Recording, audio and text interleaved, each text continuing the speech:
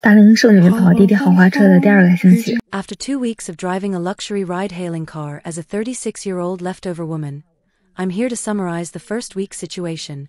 During the first week, I drove for a total of 6 days, with 1 day off due to driving restrictions, so the actual number of driving days was 6. Here's the breakdown of each day.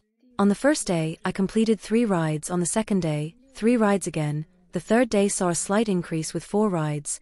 The fourth day was relatively slow, with only 1 ride. The fifth day was back up to 5 rides, and the sixth day also had 5 rides. That was roughly the situation.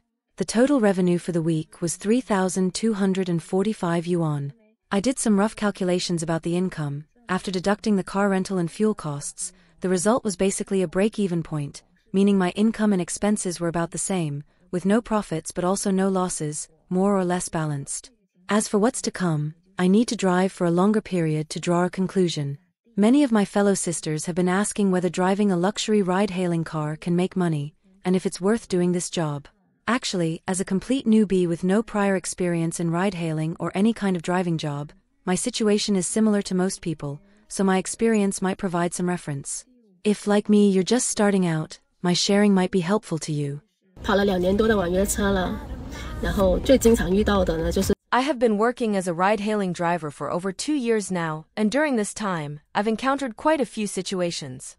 The most common one is when many passengers, upon seeing that I'm a female driver, are often surprised and ask, how come a girl is driving a ride-hailing car? Why would a beautiful woman like you be driving a ride-hailing car? Actually, driving for a ride-hailing service is just an ordinary job, just like any other profession. It's inevitable that the work is tiring. As everyone knows, no job is easy, especially in our industry. While we don't have to do heavy lifting, we still need to maintain a high level of focus and take care of every detail. Moreover, driving a ride-hailing car can not only provide some care for the family but also earn some pocket money, which helps alleviate financial pressure. I think this is one of the reasons why more and more women are joining the ride-hailing industry. I remember when I first started in this industry, I rarely saw other female drivers, and most of my colleagues were men. But as time has passed, more and more women have started joining the industry, especially on major ride-hailing platforms, where the number of female drivers has gradually increased. Now, major Didi platform and other ride-hailing platforms are also offering more protection and support for female drivers. For example, recently, the Didi platform introduced a passenger feedback feature, which includes several options. Among these options, the top 3 are providing pet-friendly rides, blocking cars with unpleasant odors, and offering the option for female passengers to choose female drivers. These demands reflect the concerns of passengers, especially female passengers, about safety and comfort. The final voting results showed that the demand for female passengers to choose female drivers ranked first, with a 24.2% vote share. Didi platform has been very thoughtful in adopting this feature, and it has already started providing this service in some cities. More importantly, this feature is only available to female passengers who have verified their identity, which greatly enhances the sense of security for both the driver and the passenger. For me, as a female driver, I find that female passengers are usually more gentle and considerate, and many female passengers smell very nice, making the overall experience much more pleasant. The introduction of this feature not only improves the sense of security for female passengers but also makes our work as female drivers more reassuring and enjoyable. 今天我准备跑会儿夜班呀，我看一下晚上现在单子多不多。 I plan to drive for a while tonight and see how the night shift fares. Recently, daytime orders have been quite scarce, and since I'm driving the ride-hailing car alone, time is tight. So, it's a good opportunity to talk about the psychological changes I've experienced during this period of driving for ride-hailing services. Before I started doing this, many friends told me that as long as you work hard in this industry, you can definitely make money. After hearing that, I thought to myself, given that I'm heavily in debt, and since so many people said it's profitable, I might as well give it a try. I thought to myself that since I'm doing this to pay off my debts, I don't mind working hard. As long as I can exchange hard work for some income, I can accept it.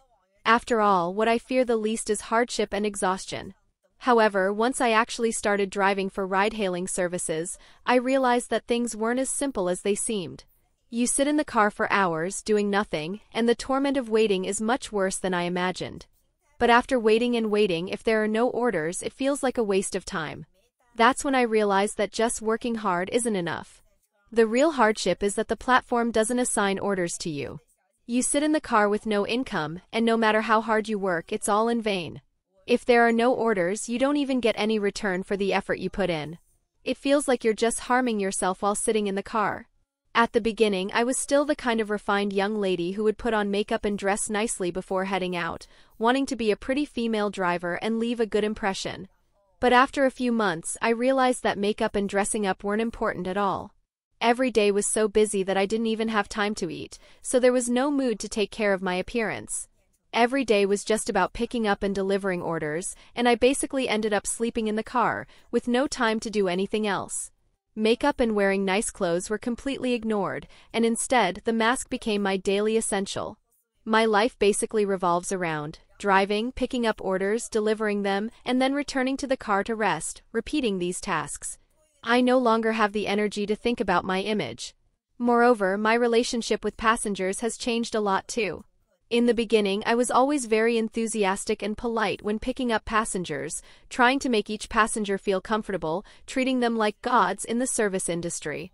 Back then, I felt that every passenger who got in the car was a stroke of luck, and I tried to make them feel happy. However, after doing this for a while, I found that my enthusiasm gradually disappeared. Now, when passengers get in the car, I simply confirm their order number and provide the basic service, but there is rarely any extra interaction. After they get in the car, sometimes I don't even have anything to say, and the atmosphere in the car becomes colder. By the time the passenger gets off, I sometimes feel too tired to even say one more word. At the beginning, I had a lot of patience for passengers, trying to satisfy their needs if they weren't feeling well or had any requests. But now, if passengers show dissatisfaction, my patience has significantly decreased. The anxiety and helplessness inside me often make me lose my temper. Worse still, when there are no orders, I can't help but curse at passengers, the platform, or even the ride-hailing companies, thinking that I've worked so hard but haven't been properly rewarded. I've started to feel that this industry is really unfair, and the competition is fierce. Sometimes, I even find myself cursing at my fellow drivers. 我要是可以提供特殊服务的话，我何至于每天在车上窝个12-13个小时去挣那几百块钱呢？ If I really had the ability to provide special services, why would I spend 13 hours a day in the car, working so hard to earn just a few hundred yuan? Recently, something happened that gave me a deeper understanding of some people and their mindset in the ride-hailing industry. A few days ago, I received a ride request to go to Shijiazhuang. The total distance was about 320 kilometers, which I rounded to 330 kilometers for simplicity. The order was to pick up a passenger at the airport, and the original destination was Beijing West Railway Station.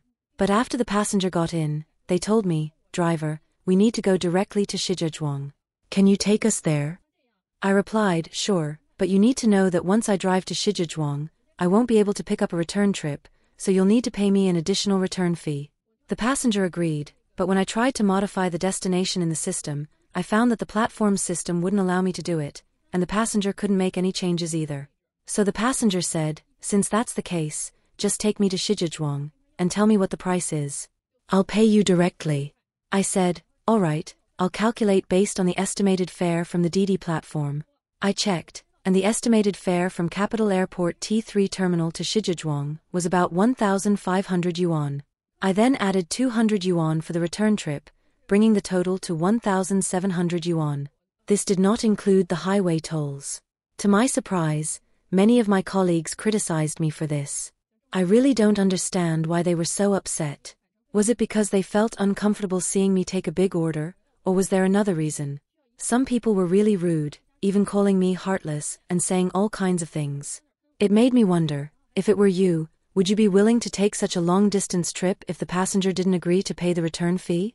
Honestly, if I had to return empty, I would also have to cover the cost myself. My car is not an electric vehicle, so even a short distance would cost a fair amount of fuel. Let me give you another example.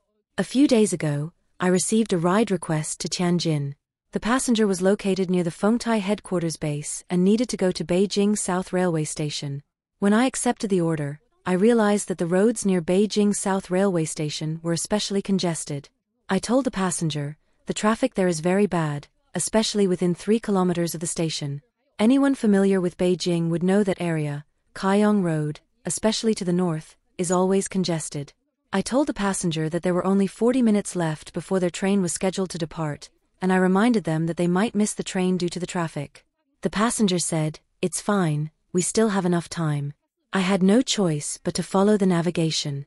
However, after driving for a while, I realized that we wouldn't make it in time. We were about 4 minutes away from the train's departure, and even if I dropped the passenger off now, they wouldn't make it on foot either. The passenger became a little anxious because it was a Friday, and it was difficult to get a ticket or even to change it, as all the train slots were full. So the passenger asked me if I could take them directly to Tianjin. I said, sure. My first thought was to ask the passenger to modify the destination in the system, but the passenger couldn't make any changes, and I, as the driver, couldn't do anything about it either. So they said, forget about it, just tell me how much it will cost, and I'll pay you directly. This passenger seemed pretty well off, probably a senior executive, living in a villa near the 4th Ring Road. Clearly, money was not an issue for them. They said, I'll pay whatever it takes. I checked the Didi platform again, and the estimated price from Beijing South Railway Station to a hotel in Tianjin was around 600 yuan. As we all know, long-distance fares are rarely completely accurate, and the actual fare plus highway fees would be higher than 600 yuan. So, I told the passenger, the estimated fare is 600 yuan, plus 200 yuan for the return trip. The passenger immediately agreed without hesitation, saying, no problem, just tell me the price. After we concluded the online order, we communicated offline, and I drove them to Tianjin. But then, some of my fellow drivers started making comments. Some people, possibly uncomfortable seeing a female driver earning more than them, started speculating about whether I was providing special services, even accusing me of selling my looks. I was really speechless. These people's minds are so dark, and I don't understand why they feel the need to attack me. I'm not sure if it's intentional or if they just don't understand this industry. Regarding the return fee, I have always thought it was reasonable. If I tell a passenger they need to pay a 200 yuan return fee, and they agree, it means both parties have consented to the arrangement. If the passenger didn't want to, they could simply choose not to take my car or find a cheaper option. It's not like I'm forcing anyone to do anything. All in all, I really don't understand why some people like to use hurtful language to attack us female drivers. If I really could provide those so-called special services, would I be spending so many hours in the car, working so hard to earn just a few hundred yuan every day? If people could be a little more considerate and less malicious, maybe society would be a warmer place. 一个女司机接了一个23公里到手价26块钱的订单。 I just saw a news report about a female driver who accepted an order of only 23 kilometers with a net income of just 26 yuan. She ended up breaking down in the middle of the night, overwhelmed by her emotions to the point of despair. Reading this kind of news is truly heartbreaking because we, as people working in the ride-hailing industry, often encounter similar situations. Orders that pay so little they're almost unbearable, but we still have no choice but to accept them and go. In such circumstances, haven't we all cursed countless times? Haven't we ever felt like crying, or even throwing up while driving?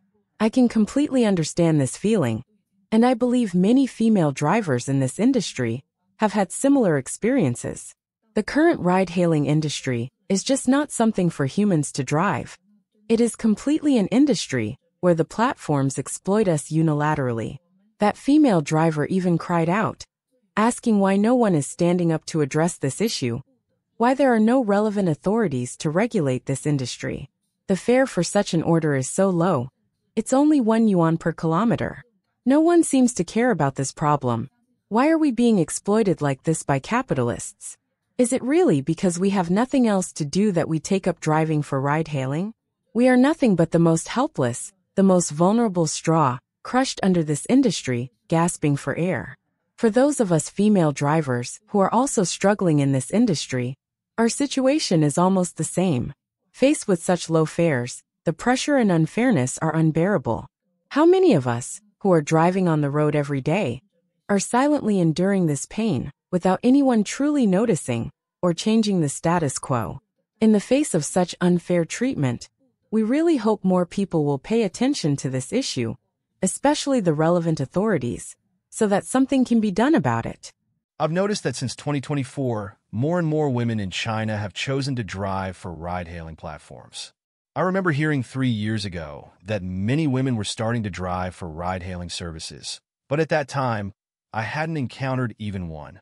It wasn't until last year that I occasionally saw 1 or 2 female drivers while taking a ride-hailing service.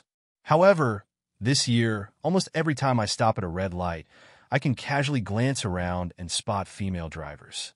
From this, it's clear that more women are joining the ride-hailing industry. So, why are so many women choosing this line of work? I believe that many male drivers are drawn to ride-hailing primarily by the promise of high income or claims of easily earning a lot of money every month seen online. However, the situation is somewhat different for female drivers. In my opinion, at least 80% of female drivers choose this job not for the income or so-called revenue, but because of the perceived freedom the job offers. At least on the surface, this job appears to offer a lot of freedom. This freedom allows them to take care of their families, look after their children, and conveniently drop off and pick up their kids, all while earning a modest income. This flexible work style has attracted many women to join the industry. For female drivers, income is not the most important factor. What truly matters is freedom. However, the so-called freedom is not always as it seems. Take one female driver I know as an example. When she used to work at a flower shop, she finished at 9:30 p.m. Later, while working at a courier company, she clocked out at 10:30 p.m. Now, as a full-time ride-hailing driver, she doesn't finish until 11:30 p.m. So, where exactly is the freedom in this? Many people think that the most important thing in driving is skill, but I believe that for novice female drivers, skills are not the key issue. The most crucial thing is the mindset. To drive, you must have the courage to hit the road, sufficient confidence, and a stable mindset. You need inner strength. Skills can be improved over time, but once your mindset is right, your skills will naturally improve. Whether it's driving or taking the driver's test, mindset is always the most important factor. Female drivers face greater pressure than male drivers in the ride-hailing industry. Although this job seems free, in reality, it is filled with pressure and challenges. Female drivers not only have to deal with various complex situations and heavy traffic, but also face unstable incomes and long working hours. Many women choose this job to take care of their families or children, or to pursue a semblance of freedom. However, as work pressure accumulates, they silently endure difficulties and fatigue. Here, I want to remind all female drivers that safety is always the most important thing. Whether it's day or night, safety on the road cannot be ignored. I hope all female drivers can find their balance in this industry, maintaining financial independence while achieving true freedom and safety. Do you prefer male drivers or female drivers? Feel free to leave your comments. I'd love to hear your thoughts. If you like this video, please give it a thumbs up and subscribe to our channel. Your support means a lot to us, and we'll continue to provide you with better content. Thank you again for watching, and see you next time.